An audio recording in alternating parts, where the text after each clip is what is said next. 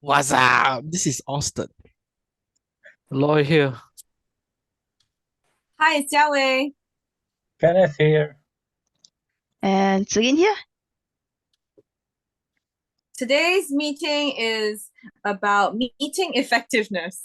So we join a lot of meetings from day to day, and a lot of the meetings, I guess, as Scrum Masters, we facilitate.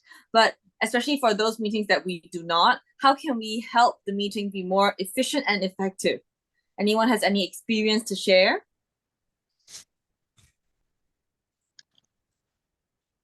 I think I think one gripe I have with meetings sometimes is when they are not effective, usually it comes as an invite without an agenda. So no one really knows how to prepare, what to prepare, why they need to prepare for what's going on in that meeting.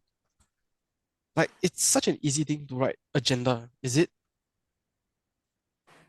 Yes, agree with you, Austin, about the agenda. And also, in addition to that, is the consideration of the audience as well. Because there are also sometimes that um, too many too many persons are being invited, which are not really relevant to the discussions. So hence, it will be the meetings or the direction of the meetings, the flow of the meeting will not really hit on what's the agenda or target or the objective. Okay, Yeah. so what we're hearing right now is first, the agenda is really important and making sure that your audience are relevant. Does anyone have experience for when these two didn't exist and how, or like an example or for a really bad or ineffective meeting that they would like to share? Not specifically on these two topics, but I would say sometimes also the tricky part is even ensuring the agenda is followed. Because sometimes yes, we say that this meeting agenda has, for example, agenda A and B. And then here comes also tyranny of the urgent. And then people start talking about agenda C where they feel, oh, this one is more time critical. Example is due the end of the day, and then they just ignore all the other participants and just go on to that. So something that needs to also be considered also is, can someone help to enforce the meeting agenda in the first place instead of just forcing or running it because they think something is more important. But if agenda C or item C is really more important and we come to some kind of outcome or we've made progress in discussing item C, would the meeting still be considered ineffective?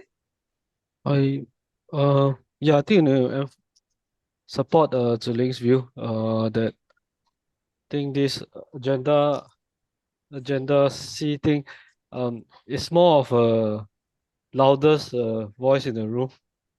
I think there's a few times where we encountered, and I also feel that facilitation of the agenda is more important than the agenda itself. Yeah, so if you have a clear objective at the start of the meeting and you're able to facilitate, I think yeah, execute it well, then you'll be productive. So I think execution is the most important thing, and we need strong facilitators to drive the agenda and to achieve the objective of the meeting. Yeah, I agree with Aloysius, and maybe I can share a lot of experiences. I mean, similar experiences. For example, the agenda, let's have agenda A until E or 5 point agenda, but then the person that is can say the most important or the most outspoken is always late on the meeting.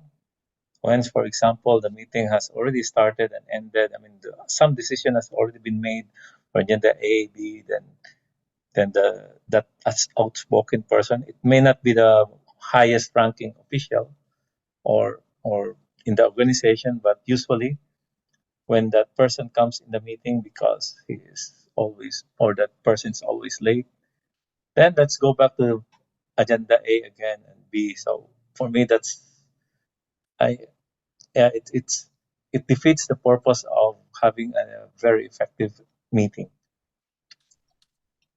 So how about the others? How do you experience something like that?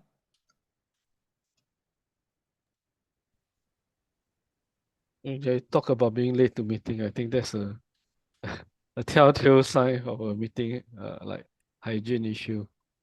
Either that or they just view the meeting as non-critical, I guess, to put it one way. But then it's Yeah, kind and of a big issue.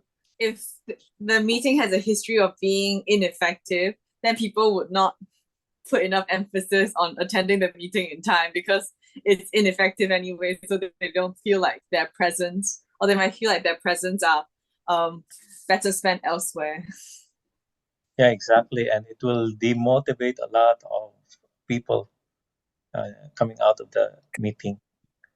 Another thing that make the meeting quite effective is to have notes, meeting notes, so that that's kind of a receipt that a topic has already been discussed.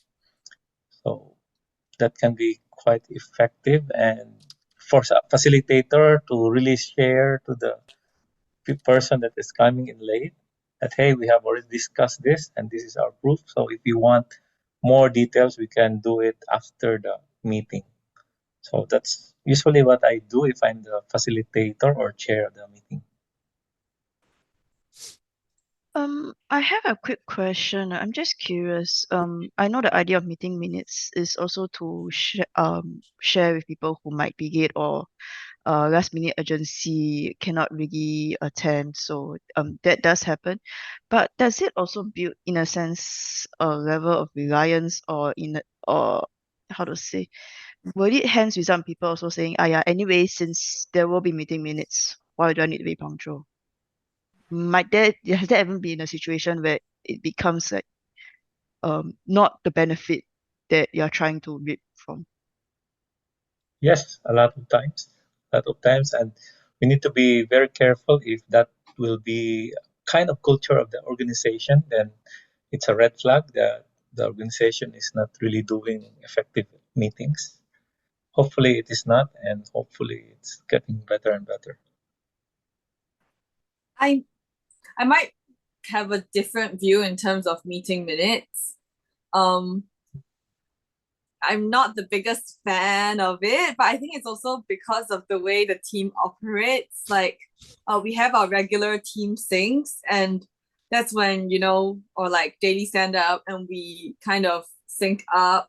And then whenever there's clarifications needed or further discussions needed, then the relevant parties for a certain topic might be pulled into a meeting, and then usually we try and come up with some it's either that we come up with some conclusion, or the conclusion is from the meeting is that certain things have to be followed up on, and they would decide on who would follow up on those items. And for these kind of meetings, I don't think a meeting minutes is really necessary. And then for the regular meetings, I don't see a need for it either if it's just a quick sync. So if we're just talking about like day-to-day operation wise, I don't think there's a need for like having like proper meeting minutes, and therefore it's also not really, it doesn't help encourage people to kind of skip meetings or join late. If there are stakeholders who cannot make it, then usually we'll just try and adjust so at least all the important people are there, because the concern is that if you made a decision without one of the stakeholders and then they came back and then want to kind of change their mind or change everyone's mind on something, that we would have to redo the discussion all over again, which might deem the first meeting obsolete. So I think this also boils back to a little bit on loudest voice, right? So like typically in a meeting, who's the loudest voice? Could it be those who are higher up, or literally those who have a louder voice than normal people? Then how would a effective facilitator then try and quell those loudest voices if it's not being a high value discussion in the meeting?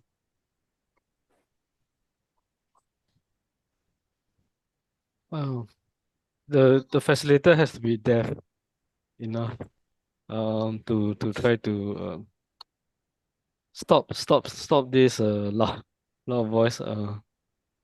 Yeah, I would say it takes some experience to switch the topic or constant reminder on the timeline. Yeah, I think that's what you need a strong facility. Otherwise, I probably not able to manage this loud voice, whether they are of hiring or not. Yeah. Speaking of minutes, I think I also have a point where I think minutes can be subjective and it can also cannot explain the full context, no matter how well it's written. So, Yeah. one thing that we can explore is the recordings. Yeah, recordings, especially business or technical conversations. I think that will be very more useful to have the context. You mean the audio recording, at least for the meeting? Yeah, audio or video with the slides, something like that. That works too. Yeah.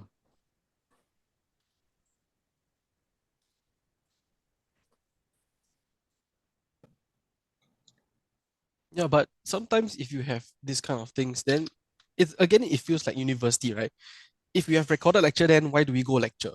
So kind of boils down to the same chicken and egg question.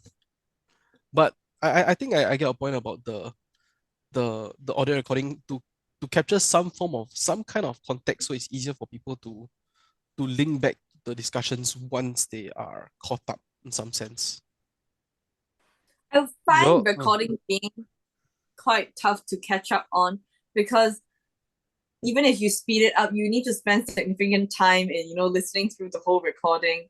When I guess if the discussion has already occurred, the outcome matters more for people to follow up on rather than the discussion process if someone already missed it. That's why, yeah. we could do things like chaptering. Yeah, but it takes effort. Yeah, so that could be one of Yeah, it will take much more effort. So yeah, I've been in an organization that have this habit of recording every, say for example, sprint planning and even daily Scrum. They record it, what? but I don't know if how much they are going back to their recordings as much because I think it's just too much and people get complacent, and instead of really just focusing on few topics, then they have this tendency that okay, anyway it's recorded, so let's just discuss as on and on and on, and anyway it will be it will be it will be replayed by the recording. I think recording is for those, the RACI metrics, RACI. So it's only for those that's being informed. So if you're responsible, accountable, you should be attending the meeting, like daily Scrum. There's no excuse for you to skip. I think it's only for those who just want to be informed, don't have to be there in the meeting to make decisions, or the law of 2 feet. If you're not contributing or getting value from the meeting, you should not be. You can feel free to walk away. Yeah. I feel like this brings us back to also, that the audience is important. If the audience is generally or genuinely interested in the topic that's being discussed in the meeting, then they would actually make the effort to attend it in person. If they're just sitting in and not, bringing their views or not interested in what's being discussed, then it's kind of like they might as well listen to a recording instead. So it's kind of making a balance between people who would really like to join the meeting, but also saving enough like minutes or recording for people who might not really want to participate, but kind of want to know what happens throughout. Do I you feel like sorry. Yeah. Okay. You go no, ahead. Sorry. It's okay. Oh. You go. I just wanted to say that I feel like it's also like time boxing is also important. Like Aloysius mentioned how, having an important or a strong facilitator, because once the meeting starts overrunning, or if the meeting's always overrun, then it also kind of makes it less likely for people to want to actively participate in the meeting, I feel like. Yeah, I think the meeting should end once the objective is achieved, so it can end before the time box. Time box is just the maximum amount of time. I think there are some people who was not really aware that and just want to stretch to the end of the time. Just to fill in. I think strong facilitation should be able to avoid that. Another thing will be, do you have this conundrum when you don't know whether you should invite someone because if you tell people that this is really optional, they will still attend, even though they might not find it useful. I think it's a FOMO thing. I experienced that. And if I don't invite them, then they will say, why do you leave me out? So it's a very tough situation. I'm not sure how to handle that. Yeah. I've experienced that before, and I think I've also heard like comments from other people saying that it might be like a culture thing in the company where people just start looping in people from like everywhere optionally, because people will get questioned, oh, why wasn't I invited? I would like to know, and things like that. And then there's another side of it where people complain, oh, I'm being pulled into these kind of meetings every day and I don't have enough time to do my actual work. So I guess, do you think it would help if we go back to like the original point in the discussion where we talk about having an agenda?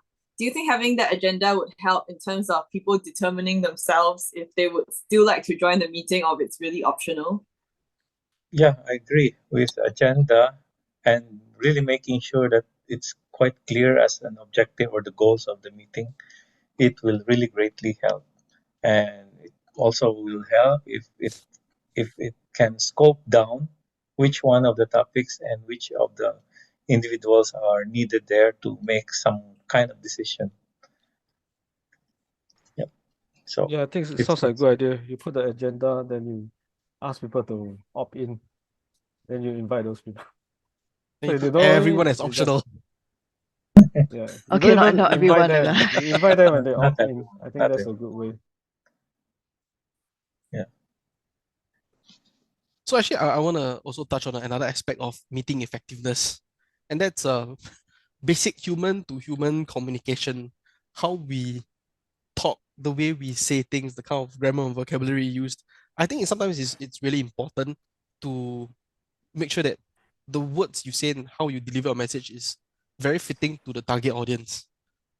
There's no point going to excessive levels of technicality when you're doing a management presentation. But if you're doing a management presentation to a group of technical people, no one's gonna give you any credit for it. Yeah. Do you guys have any experience with this kind of inverted language being used? Yes, I would say specifically more towards for when technical presents to management. So the tricky part always is to technical they feel that this is basic, maybe everyone knows this.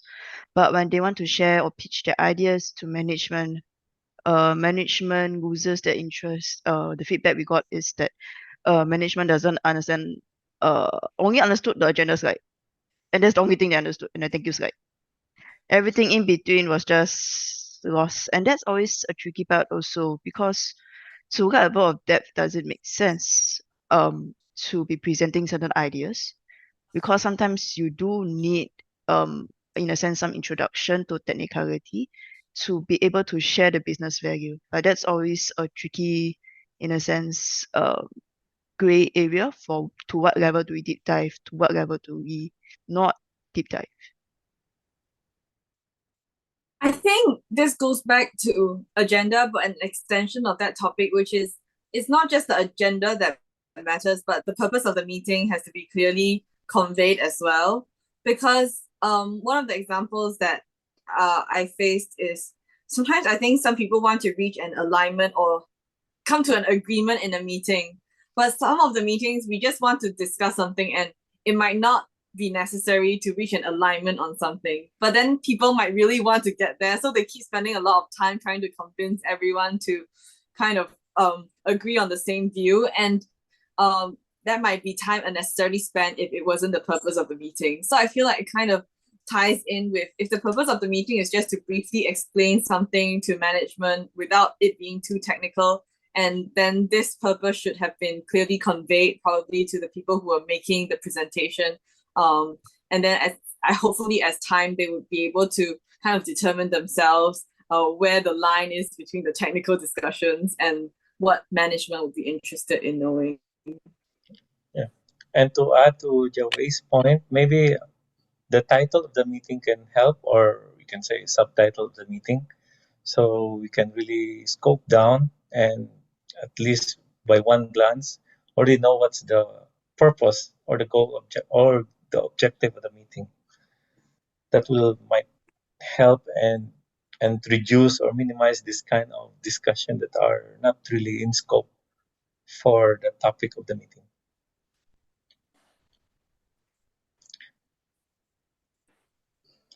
So that means Great. at the bottom of the meeting invite, you need to put bracket disclaimer. This is a technical meeting. Yeah, or something like that. Yes, exactly. So, yeah. Great. So I think we've talked a lot about meetings today. I think we've kind of agreed that first of all, having an agenda for the meeting is really important to ensure that it's effective. To help make it effective for the audience, we have to think through who's actually interested in this, but we also want to know the purpose of the meeting, and hopefully the purpose of the meeting is clearly conveyed to everyone who would be sharing. Having a strong facilitator is also important because the execution of the agenda is more important than having just an agenda. So if we have one but it's not well executed, then it doesn't achieve its purpose as well. Sounds like we have a good meeting. Great meeting. And also boxing Yes. and time boxing as well. It's quite important. Yes. So one of the things that we say is that we don't have to use up the full meeting length. If the agenda has been thoroughly discussed, then we can end the meeting early, which I guess will bring smiles on everyone's faces. So it looks like we had an effective meeting today. Let's end it here and keep to the time box since we've completed our agenda. We'll see everyone for the next meeting. Bye. Bye. Bye. Bye bye. Bye.